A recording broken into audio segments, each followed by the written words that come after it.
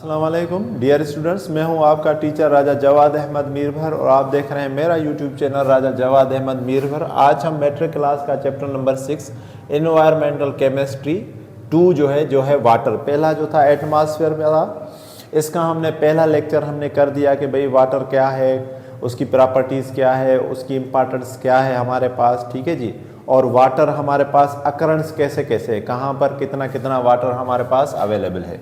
आज हम composition of water पढ़ेंगे। वैसे हमने ये पहले भी हमने पढ़ा हुआ है, ठीक है जी, आपको वैसे पता भी है। स्ट्रक्चर ऑफ वाटर का भी आपको पता है, ये सारी चीज़ें आपने पढ़ी हुई है। यहाँ सिर्फ हम उनको और अच्छे से पढ़ेंगे, सीखेंगे और याद करने की कोशिश करेंगे। तो कंपोजिशन ऑफ वाटर आपको पता है कि उसमें दो जो है एटम होते हैं हाइड्रोजन के, और एक हमारे पास क्या होता है ऑक्सीजन का। तो स्ट्रक्चर ऑफ वाटर भी यही है कि उसमें दो हमारे पास जो है वो क्या होते हैं, हाइड्रोजन एटम होता है, एक हमारे पास ऑक्सीजन। दूसरा जो वाटर है, जो प्योरेस्ट फॉर्म जो हमें मिलता है वाटर का, वो हमें कहाँ से मिलता है? प्योरेस्ट फॉर्म हमें मिलता है रेन से।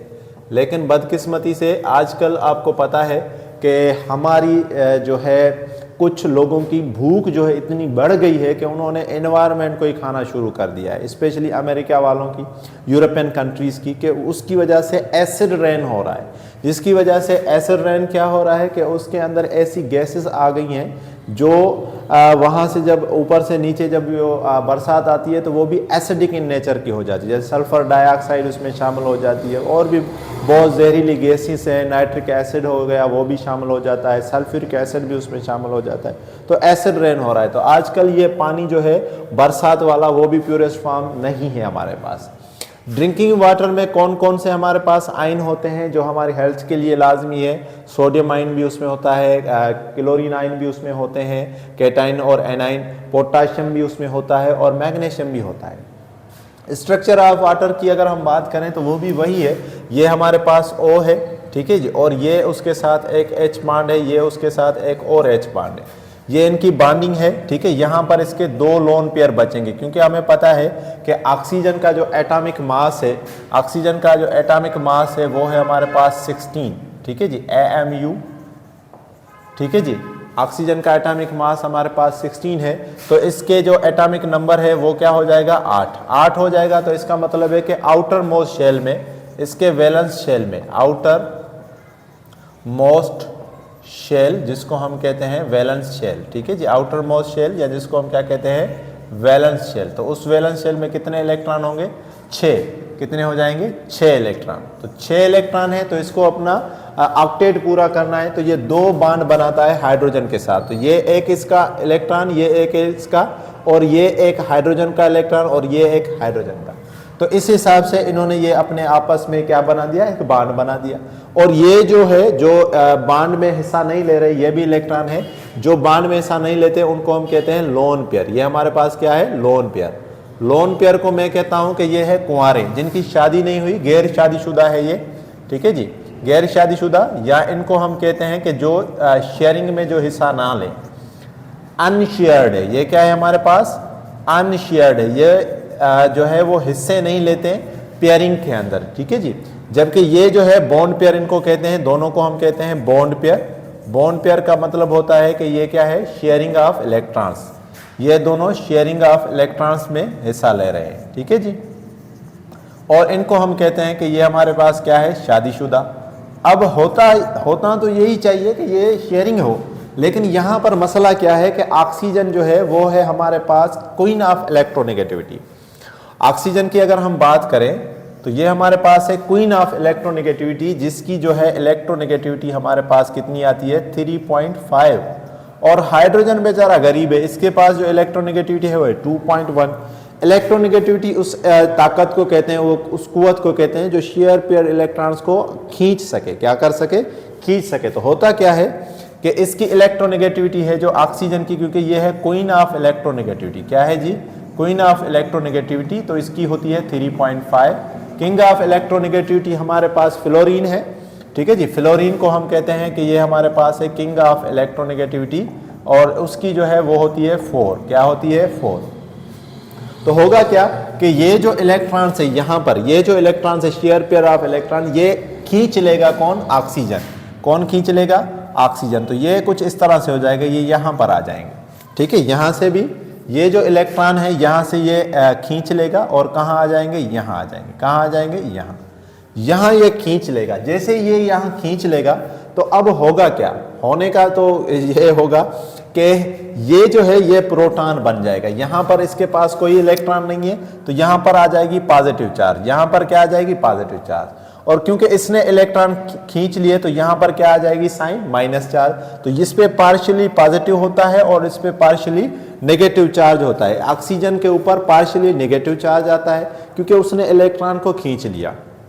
और यहाँ पर जो है हाइड्रोजन के पास पार्शियली पॉजिटिव आते हैं क्योंकि उससे इलेक्ट्रॉन जो है छीन लिए गए। ठीक है, तो इस हिसाब से जो हाइड्रोजन की जो वाटर मॉलिक्यूल्स की जो नेचर होती है वो होती है पोलर। वाटर सॉल्वेंट होता है, यूनिवर्सल सॉल्वेंट होता है, लेकिन उसकी जो है नेचर क्या होगी, पोलर इन नेचर। वाटर की नेचर क्या है, पोलर इन नेचर, और ये यूनिवर्सल सॉल्वेंट है। ठीक है जी। तो अब हम देखेंगे कि वाटर किस तरह जो है वो चीज़ों को जो है वो सॉल्व करेगा। ठीक है, तो यहाँ तक तो मेरे ख्याल में आपको सारी बातें समझ आ गई होगी कि कंपोजिशन ऑफ वाटर क्या है, स्ट्रक्चर ऑफ वाटर क्या है, पोलर वाटर कैसे बन गया।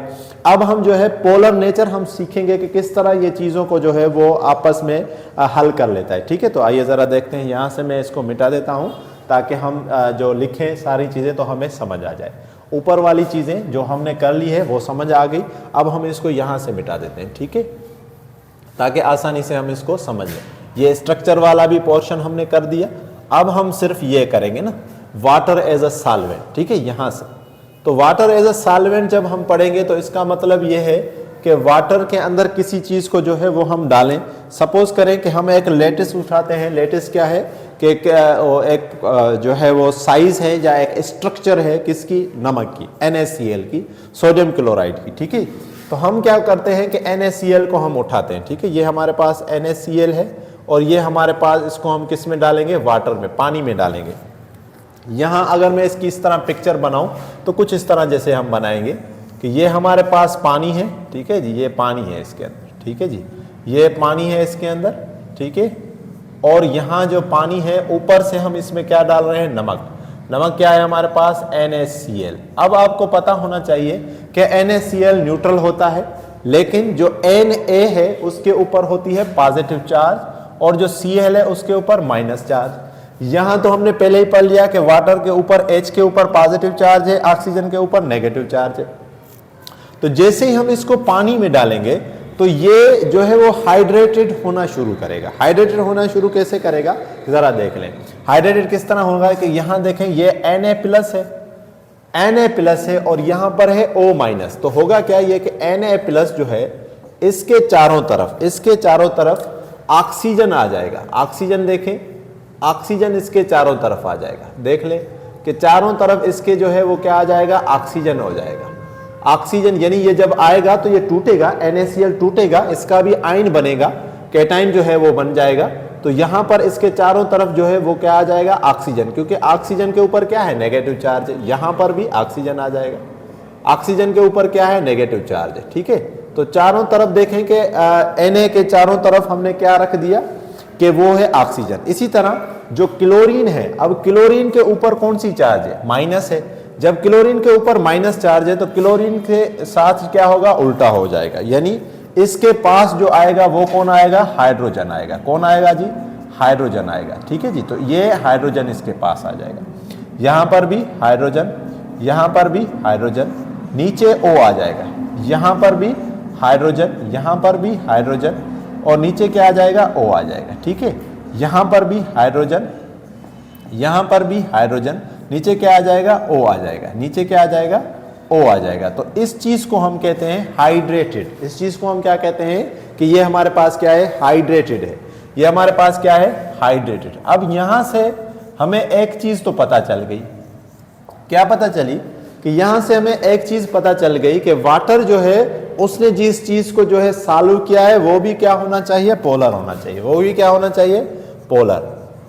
पोलर क्या है कि जो डिफरेंट एलिमेंट्स हो, क्या हो, डिफरेंट एलिमेंट्स। ये देखें यहाँ पर डिफरेंट एलिमेंट्स का जो बॉन्ड है उसको हम क्या कहते हैं, पोलर। उसको हम क्या कहते हैं, पोलर। और उनकी इलेक्ट्रोनेगेटिविटी भी ज्यादा हो, जिस तरह क्लोरीन है, फ्लोरीन है, ऑक्सीजन है, नाइट्रोजन है, उनके साथ, तो ये पोलर होते हैं। डिफरेंट एलिमेंट के साथ जो बॉन्ड बनेगा उसको हम कहते हैं पोलर कोवेलेंट बॉन्ड। और जो डिफरेंट के अलावा सेम हो जाएंगे तो उनको हम क्या कहते हैं, उनको हम कहते हैं नॉन पोलर कोवेलेंट बॉन्ड। तो यहां तक हमें पता चल गया कि NaCl हो, चाहे पोटेशियम क्लोराइड हो, चाहे सोडियम सल्फेट हो, ये उसमें डिजॉल्व होंगे। तो यहां से हमें आइडिया लगा कि वाटर जो है पोलर है, तो पोलर डिजॉल्व भी किसको करेगा, पोलर को। तो हम लिख सकते हैं polar dissolve polar, polar dissolve polar, या यूं हम कह सकते हैं कि लाइक डिजॉल्व लाइक, जो जैसा होगा वो उसी को ही उसमें क्या करेगा कि वो घुल जाएगा, बाज के साथ ही उड़ेगा। यही इसका कॉन्सेप्ट है। लेकिन आगे जो है हम पढ़ेंगे एक्सटेंसिव हाइड्रोजन बॉन्डिंग। जब हम ये पढ़ेंगे तो हम देखेंगे कि कुछ ऐसे ऑर्गेनिक सॉल्वेंट जो हैं, नॉन पोलर जो हैं, वो भी जो है वाटर के अंदर जो है वो वाटर उनको जो है आपस में सॉल्व कर लेता है। तो आइए जरा वो देख लेते हैं। ये तो हमने कर लिया कि वाटर एज ए सॉल्वेंट में पोलर नेचर हमने कर लिया। अब हम जो है हाइड्रोजन बॉन्डिंग को पहले पढ़ेंगे, एक्सटेंसिव हाइड्रोजन बॉन्डिंग, ठीक है। उसके बाद हम सीखेंगे कि किस तरह ये चीज जो है वो वर्क करती है, ठीक है। तो आइए जरा देख लेते हैं सबसे पहले कि हाइड्रोजन बॉन्डिंग कहते किसको हैं। वाटर के अंदर जो बॉन्ड बनेगा ना वो बनेगा हाइड्रोजन का, वो कहते किसके हैं वो हम जरा देख लेते हैं। यहां हम कुछ वाटर मॉलिक्यूल बना लेते हैं। ये जरा देखें कि ये एक है, चलो यहां पर ही हम 4 बना देते हैं, ठीक है। 4 के 4 हम बना देते हैं। ये हमारे पास है H, ठीक है, ये भी हमारे पास है H, ये हमारे पास है O, ठीक है, ये यहां हो गया। और ये इसके हो गए, सपोज करें कि 2, ये सपोज करें कि कितने हो गए हमारे पास 2। अब होगा क्या कि ऊपर भी हम जो है वो बना लेते हैं, ऊपर भी हम क्या है एक बना लेते हैं, ठीक है।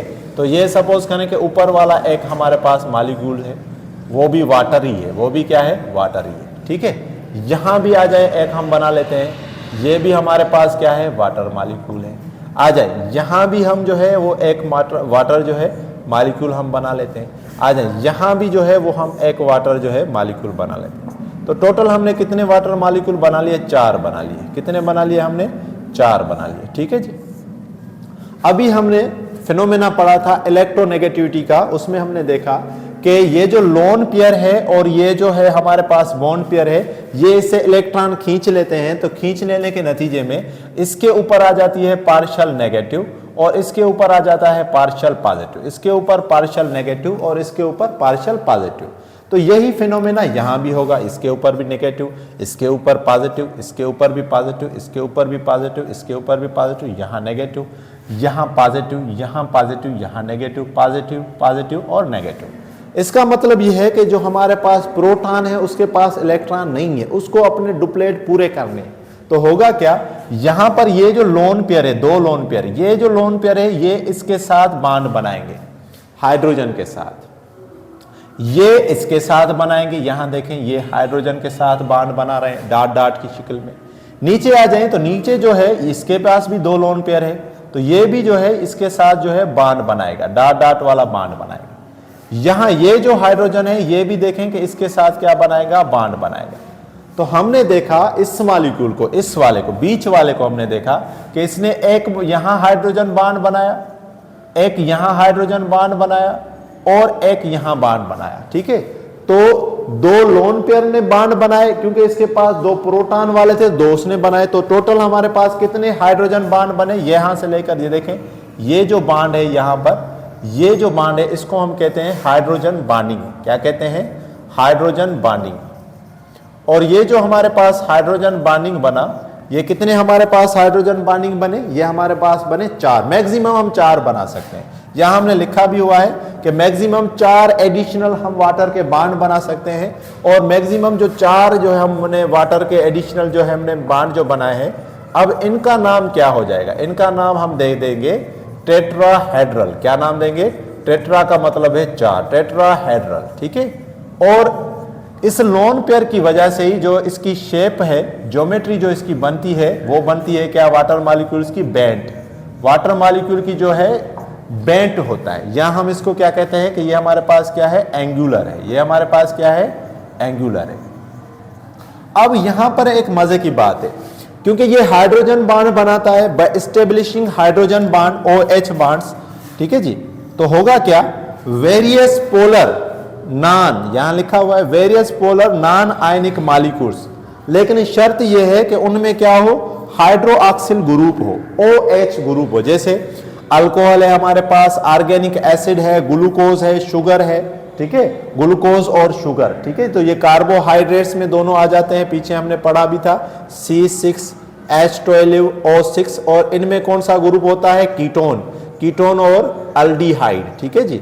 अल्डिहाइड होता है ग्लूकोज में और कीटोन होता है किसमें, फ्रुक्टोज में। तो इनमें भी आपको पता है कि OH ग्रुप होता है। तो जो नॉन पोलर मॉलिक्यूल जिनमें OH हो, तो वाटर के अंदर यह भी एबिलिटी है कि वो उनको भी डिसॉल्व कर लेगा। पहले तो हमने पढ़ा कि वाटर किसको डिसॉल्व करेगा, वो जो वाटर जैसा हो, लेकिन यहां हमने पढ़ा कि हाइड्रोजन बॉन्डिंग की एबिलिटी की वजह से जो भी नॉन आयनिक पोलर जो होंगे, उन मॉलिक्यूल को अगर OH ग्रुप उनके अंदर है तो वाटर उनको भी डिसॉल्व कर लेगा। तो होपफुली आज का लेक्चर आपको, दूसरा लेक्चर था इस चैप्टर का, बहुत आसानी के साथ हमने सीखने की कोशिश की, समझने की कोशिश की। आपको ये समझ भी आया होगा। फिर भी अगर कोई बात समझ नहीं आई तो कमेंट करके आप मुझसे पूछ सकते हैं। Thank you, thanks for watching.